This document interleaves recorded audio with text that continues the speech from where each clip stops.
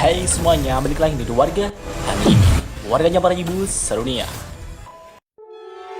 Dan masih bersama Mr. Q di sini. Pada kesempatan kali ini, Mr. Q akan melanjutkan pembahasan dari part sebelumnya, yaitu light novel Tensei Citra Slime dan Taken, volume 18, chapter 4, part 9. Di sini, kita akan diperlihatkan kedatangan Diablo di hadapan Veldway dan Zalario yang membuat mereka berdua seketika bad mood. Dan langsung saja, tanpa basa-basi lagi, mari kita mulai.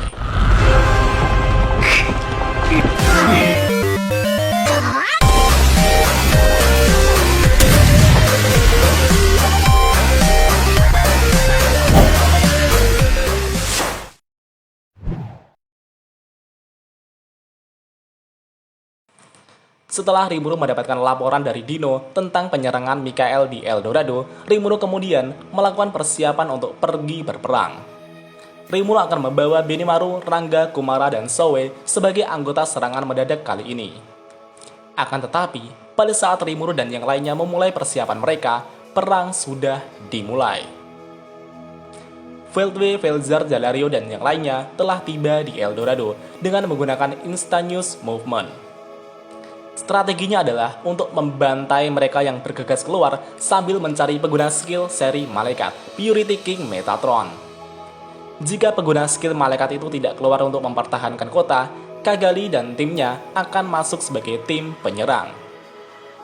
Namun, pada saat itu, Vega mengamuk, mengabaikan semua instruksi. Vega menyerang penghalang pertahanan kota dan menghancurkannya. Vega kemudian menyerbu langsung ke tempat yang tampaknya adalah kastil kerajaan. Di sisi lain, sebenarnya Cagalli tidak berniat setia kepada Veldway dan yang lainnya. Menurut Cagalli, Mikael dan Veldway sungguh gila. Kegilaan mereka begitu jelas sehingga Cagalli yakin bahwa masa depan bersama mereka tidak akan cerah. Cagalli berniat akan membuat kekacauan besar di sini dan menemukan celah untuk melarikan diri. Cagalli kemudian memanggil Laplace dengan telepati untuk segera datang ke Eldorado karena Laplace adalah kartu truf Cagalli yang paling diandalkan. Di sisi lain, Leon menerima laporan bahwa pertahanan kota telah dilewati dan musuh telah menyerang.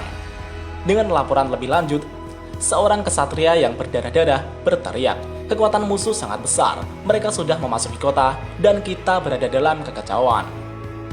Leon menoleh ke arah Gi dan bertanya, "Sudahkah kamu menghubungi Rimuru?" Gi menjawab, sial, koneksi terputus, dan di atas sana juga ada Velzar. Jika Velzar serius, tempat ini bisa menghilang dengan mudahnya. Jika lingkaran sihir transfer dihancurkan, maka kedatangan bala bantuan akan semakin tertunda. Kita harus mengulur waktu. Rimuru pasti akan menyadarinya dan akan tiba. Untuk mengharapkan itu, kita harus mempertahankan markas ini. Dan saat itu, Gi akan pergi untuk menghadapi Velzar. Misery dan Rain juga akan membantu Gi Crimson. Namun, tiba-tiba seseorang berkata, "Kufufufu, kalian berdua lemah dan tidak akan banyak membantu. Tapi, aku menghormati perintah Rimuru sama.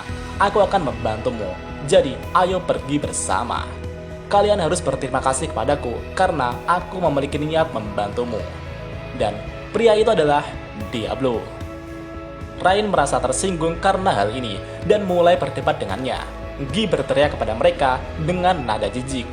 Misery yang terlihat jengkel menggelengkan kepalanya. Para primordial itu telah pergi dengan kegaduhan.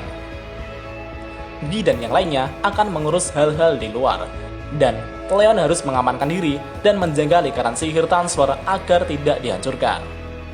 Saat ini, Leon akan menyegel kastil dengan penghalang isolasi. Leon juga akan mengirim Zero Knight untuk pertahanan, White Knight untuk pemulihan, Red Knight untuk penyerangan, dan Blue Knight untuk serangan tiba-tiba. Di depan Leon juga ada 6 pilar Demon Peer bawahan Rain dan Misery, dan mereka juga akan keluar untuk melawan musuh. Dan satu-satunya yang berdiri di sisi Leon adalah Komandan Alros dan Black Knight Cloud. Setelah beberapa saat, getaran hebat telah terdengar di seluruh kastil. Medan pertempuran paling sengit adalah medan perang di tempat Vega mengamuk. Para iblis bawahan Misery dan Rain yang dibantu White Knight Mythel telah bertarung dengan Vega. Para iblis itu kewalahan menghadapi Vega. Mereka telah tumbang berkali-kali dan disembuhkan oleh White Knight Mythel. nilai eksistensi Vega lebih dari 10 juta. Kekuatannya meningkat pesat setelah dia menyerap serapim di tubuhnya. Sedangkan para iblis hanya memiliki EP sekitar 500-700 ribu saja. Bahkan mereka juga belum memiliki skill ultimate. Vega pun berkata, "Gua hahaha, lemah, kalian terlalu lemah. Kalian akan menderita untuk waktu yang lama. Kalian pasti membenci kelemahan kalian." Namun, itulah strategi para iblis. Para iblis pandai membaca emosi dan memanfaatkan kepribadian Vega. Dengan membiarkan Vega mengamuk seenaknya, mereka akan mengulur waktu selama mungkin. Pemimpin Blue Knight Oxian, Red Knight Fran, dan Zero Knight Kizuna akan menghadang pasukan Mikael yang bernama Arlia dan Arios yang memiliki skill ultimate Punishment King Sandalphon yang sebelumnya dimiliki oleh Letnan Gondo. Di sisi lain, Gia akan melawan Velzard. Velzard saat ini telah berubah dari seorang gadis menjadi wanita dewasa. Itu artinya, saat ini Velzard tidak menahan kekuatannya. Tepat di langit di atas kastil, pertempuran terjadi antara dua kekuatan terkuat di dunia. Gi sangatlah kuat. Nilai eksistensinya begitu tinggi hingga hampir mencapai 40 juta. Sedangkan Velzard memiliki eksistensi 2 kali lebih kuat dari Gi dan memiliki kekuatan yang tak terbayangkan. Velzard adalah yang paling absolut di dunia saat ini. Dan kemudian, Gi menyadari bahwa Velzard sebenarnya tidak sedang dikendalikan sepenuhnya. Velzard tidak melawan kendalinya karena itu sejalan dengan keinginan Velzard. Jika Velzard hanya dikendalikan, itu cukup untuk melepaskan dominasinya. Tapi, karena dia tidak dikendalikan, tidak ada yang bisa dilakukan oleh Gi. Sambil mengeluh tentang ini, Gi mencibir tanpa rasa takut, dan kemudian dia dengan senang hati menghadang Velzard. Di atas kastil, bahkan lebih tinggi dari Velzard dan yang lainnya, di sana terdapat Veldwe dan Zalario, dan yang menghadang mereka berdua adalah Diablo. Veldwe berkata, "Dasar iblis jahat yang tidak tahu tepatnya, berani-beraninya kau menantang kami sendirian." Diablo menjawab, "Kufufufu. Sebelumnya, kamu mengatakan kepadaku untuk bersiap-siap saat aku bertemu denganmu lagi. Tapi, apakah kau akan menghiburku hari ini?" Veldwe menjawab, "Cih, sialan. Aku tidak punya waktu untuk bermain-main dengan orang seperti dirimu. Zalario, aku akan membiarkanmu menghadapinya." Veldwe menghindari pertarungan dengan Diablo lagi dan menyerahkannya kepada Zalario. Diablo adalah iblis yang merepotkan. Karena mengetahui hal ini dengan baik, Veldwe ragu-ragu untuk menghadapi Diablo itu, Pak. Saat Diablo ingin mengejar Veldwe yang kabur, Diablo dihadang oleh Zalario. Zalario yang belum mengetahui kekuatan Diablo berkata, "Sekarang, setelah kau mendapatkan nama Diablo, mari kita lihat seberapa kuat dirimu." Dengan itu, kedua belah pihak mulai bertarung. Zalario baru saja mendapatkan tubuh Undead Elf, sehingga kekuatannya telah meningkat. Dengan ini, dirinya merasa percaya diri.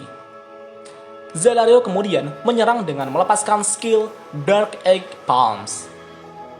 Itu adalah teknik yang kekuatannya tidak dapat diukur.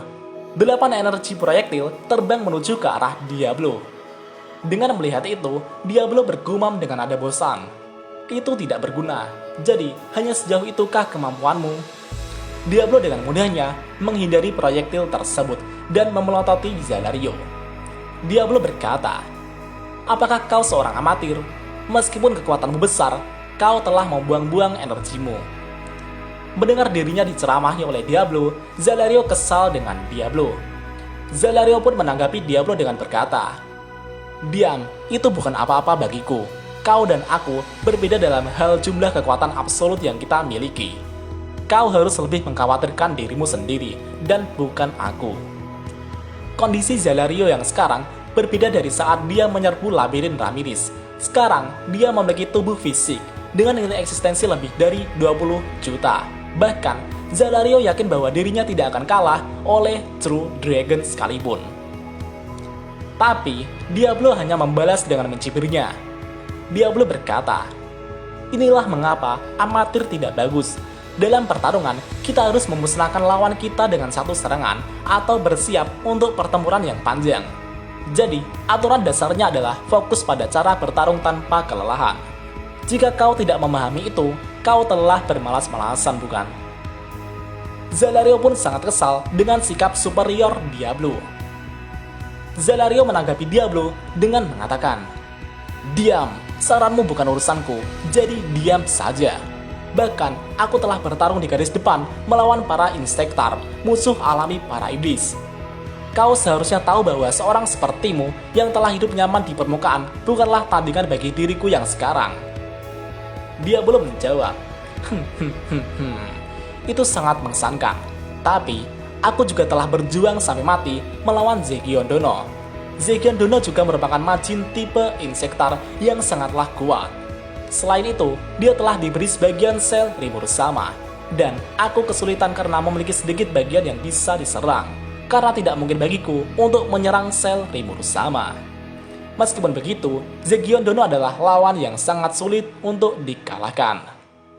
Jadi gini Pak, sejumlah kecil bagian yang dapat diserang adalah aturan yang dibuat untuk membatasi diri yang telah ditetapkan oleh Diablo untuk dirinya sendiri. Aturan Diablo sendiri adalah bahwa dia tidak akan menargetkan bagian-bagian yang terbuat dari sel Rimurusama. Bukannya bertarung, mereka malah saling adu bacot gitu Pak. Zalario berkata, "Aku tidak mengerti apa yang kau maksud." Namun kemudian, Zalario tiba-tiba teringat oleh nama itu. Zegion adalah nama orang yang Dino katakan sangat menyusahkan. Bahkan, Raja Zelanus telah menyatakan ketertarikannya.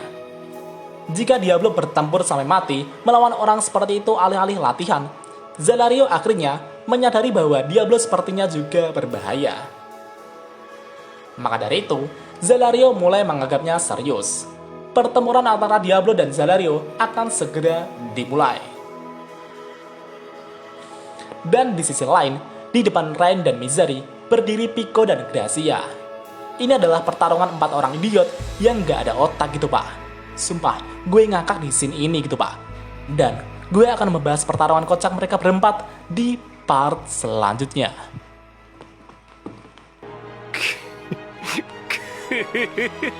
久しぶりの現世です。せいぜい楽しむとしましょうか。 Dan jika ada kesalahan dalam pembahasan, Mimin mohon maaf. Dan sekian untuk pembahasan kali ini. Dan jangan lupa klik like dan subscribe juga ya guys. Tentu saja di warga anime.